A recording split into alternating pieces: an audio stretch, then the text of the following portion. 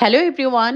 Cake এবং pudding দুটো যদি একসাথে পাওয়া যায় তাহলে তো কোনো কথাই নেই। আজকে আমি আপনাদের সাথে ঠিক সেরকমই লোভনীয় একটা রেসিপি শেয়ার করব, যেটাতে একই সাথে কেক এবং পুডিং দুটো টেস্টই পেয়ে যাবেন। একই সাথে পুডিং এবং কেকের স্বাদ জাস্ট অসাধারণ লাগে। এই চকোফ্ল্যান কেক এত বেশি সুন্দর এবং লোভনীয় হয়, মন প্রাণ দুটোই জুড়িয়ে যাবে। মজার এই পুডিং কেকটি তৈরি করার জন্য ওভেনের প্রয়োজন নেই, চুলাতেই খুব সহজে তৈরি করা যায়। আজকে আমি আপনাদের সাথে চুলায় কিভাবে খুব সহজে এই পুডিং কেকটি তৈরি করবেন সেই রেসিপিটাই শেয়ার করব।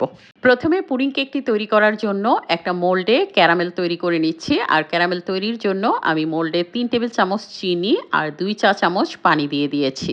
চুলার ফ্লেমটা লোতে রেখে চিনিটা ব্রাউন কালার হয়ে যাওয়া পর্যন্ত অপেক্ষা করব। একটু ব্রাউন কালার হয়ে আসলে স্প্যাচুলা দিয়ে নেড়ে চেড়ে আমি একটু অপেক্ষা করব। ক্যারামেলের রংটা যখন এরকম সুন্দর গোল্ডেন ব্রাউন কালারে চলে আসবে, তখন মোল্ড চুলা থেকে নামিয়ে একপাশে ঠান্ডা হওয়ার জন্য রেখে দিচ্ছি। এবার পুডিংয়ের মিশ্রণটা তৈরি করে নিব। একটা বোলে আমি নিয়ে নিচ্ছি ৩টা ডিম, 1/4 কাপ চিনি, সামান্য পরিমাণ লবণ দিয়ে দিচ্ছি। মিষ্টি জিনিসে লবণ দিলে মিষ্টি জিনিসের টেস্ট অনেক বেশি ভালো আসে। একটা হুইস্কের সাহায্যে চিনিটা গলে যাওয়া পর্যন্ত বিট করে নিচ্ছি। প্রায় ২ মিনিটের মতো বিট করে নিয়েছি। এবার ডিম চিনির মিশ্রণে দিয়ে দিচ্ছি আগে থেকে জাল করে রাখা ১ কাপ ঘন লিকুইড দুধ। ফ্লেভারের জন্য আপনারা চাইলে এখানে এলাচের গুঁড়া কিংবা ভ্যানিলা এসেন্স ব্যবহার করতে পারেন। হুইস্কের সাহায্যে ডিম, দুধ, চিনি খুব ভালো মতো মিশিয়ে নিয়েছি। পুডিং তৈরির জন্য মিশ্রণ রেডি, এটাকে একপাশে রেখে দিচ্ছি। এবার কেক তৈরির জন্য ব্যাটার রেডি করে নিব। একটা বোলে নিয়ে নিচ্ছি স্বাভাবিক তাপমাত্রায় থাকা ২টো ডিম। আপনাদের ডিমগুলো যদি ফ্রিজে থাকে তাহলে অবশ্যই ৩০ মিনিট আগে ফ্রিজ থেকে বের করে রাখবেন। ডিমগুলো আমি বোলে ভেঙে নিয়েছি। একটা চামচের সাহায্যে ডিমের কুসুমগুলোকে উঠিয়ে অন্য একটা বাটিতে রেখে দিচ্ছি।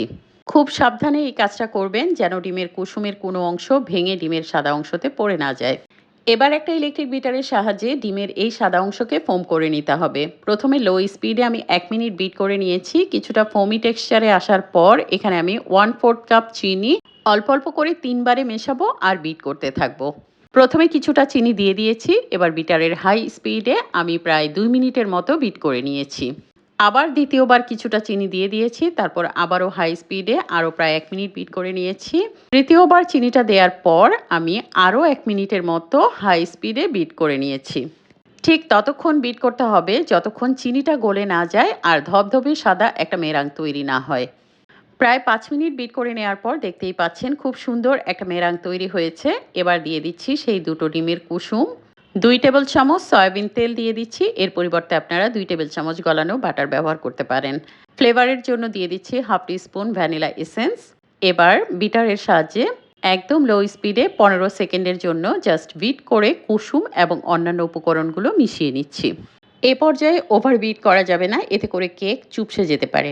বিট করে নেওয়া হয়ে গেছে। এখন শুকনো উপকরণগুলো যোগ করব। একটা চালনিতে প্রথমে আমি নিয়ে নিয়েছি 1/4 কাপ ময়দা, 1/2 চা চামচ বেকিং পাউডার, সামান্য পরিমাণ লবণ এবং ২ টেবিল চামচ কোকো পাউডার। সব শুকনো উপকরণগুলো এবার খুব সুন্দর করে চেলে নিতে হবে। তবে একবারে নয়, বেশ কয়েকবারে অল্প অল্প করে চেলে খুব আলতো হাতে মেরাঙের সাথে হুইস্ক অথবা স্প্যাচুলা দিয়ে মিশিয়ে নিতে হবে। দেখতেই পেয়েছেন আমি প্রথমবারে কিছুটা চেলে নেওয়ার পর খুবই আলতো হাতে স্প্যাচুলা দিয়ে মিশিয়ে নিয়েছি। দ্বিতীয়বারে আবারও কিছুটা পরিমাণ শুকনো উপকরণ চেলে নেওয়ার পর সুন্দর করে আলতো হাতে মিশিয়ে নিচ্ছি। এই কাজটা খুব সাবধানে করতে হবে। যদি ডিমের ফোমটা নষ্ট হয়ে যায় তাহলে কেকটা চুপসে যাবে। অর্থাৎ এই পর্যায়ে কোনো তাড়াহুড়া করা যাবে না। খুবই ধীরে ধীরে সময় নিয়ে আলতো হাতে মেরাঙের সাথে শুকনো উপকরণগুলো মিশিয়ে নিতে হবে। প্রিয় দর্শক, আজকের রেসিপিটি আমি আপনাদের জন্য খুব সহজভাবে উপস্থাপন করার চেষ্টা করছি। রেসিপিটি যদি আপনাদের উপকারী মনে হয় তাহলে নিজেদের টাইমলাইনে শেয়ার করে রাখতে পারেন অথবা সেভ করে রাখতে পারেন, যেন পরবর্তীতে ভিডিও দেখে নিজেরা সহজেই তৈরি করে নিতে পারেন। খুবই আলতো হাতে মেশানোর পর কেকের ব্যাটার রেডি হয়ে গেছে। আর এখানে আমি যেই মোল্ডে ক্যারামেল সেট করে রেখেছিলাম সেটাও ঠান্ডা হয়ে গেছে। তো এর মধ্যে প্রথমে আমি পুডিংয়ের মিক্সচারটা ঢেলে দিব। পুডিংটা যেন অনেক বেশি স্মুথ হয় এজন্য একটা চালনিতে পুডিংয়ের মিশ্রণটা একটু ছেঁকে তারপর পুডিংয়ের মোল্ডে ঢেলে দিচ্ছি। পুডিংয়ের মিশ্রণের ওপর এবার ঢেলে দিচ্ছি কেকের ব্যাটার। অনেকেরই মনে হতে পারে কেকের ব্যাটারটা ঢালার পর হয়তোবা পুডিংয়ের মিশ্রণের সাথে মিলিয়ে যাবে। ভয় পাওয়ার কিছু নেই, কেকের ব্যাটারটা এতটাই হালকা এটা পুডিংয়ের মিশ্রণের সাথে মিলিয়ে যাবে না। সম্পূর্ণ ব্যাটার ঢেলে দিয়েছি। এবার ঢাকনা দিয়ে ঢেকে দেব। চাইলে আপনারা ফয়েল পেপার দিয়েও মুড়িয়ে দিতে পারেন। প্রিয় দর্শক, আজকের এই চকোফ্ল্যান কেকটা আমি চুলায় পানির ভাপে তৈরি করব। আর এই জন্য বড় হাঁড়িতে প্রায় ২ লিটারের মতো পানি ফুটাতে দিয়েছি। পানিটা যখন ফুটে উঠেছে এর মধ্যে একটা স্ট্যান্ড বসিয়ে কেকের মোল্ড বসিয়ে দিয়েছি, তার উপর ঢাকনা দিয়ে ঢেকে দিচ্ছি। চুলার ফ্লেমটা মিডিয়াম টু লোতে রেখে আমি 40 মিনিটের জন্য স্টিম অর্থাৎ ভাপ দিয়ে নিয়েছি।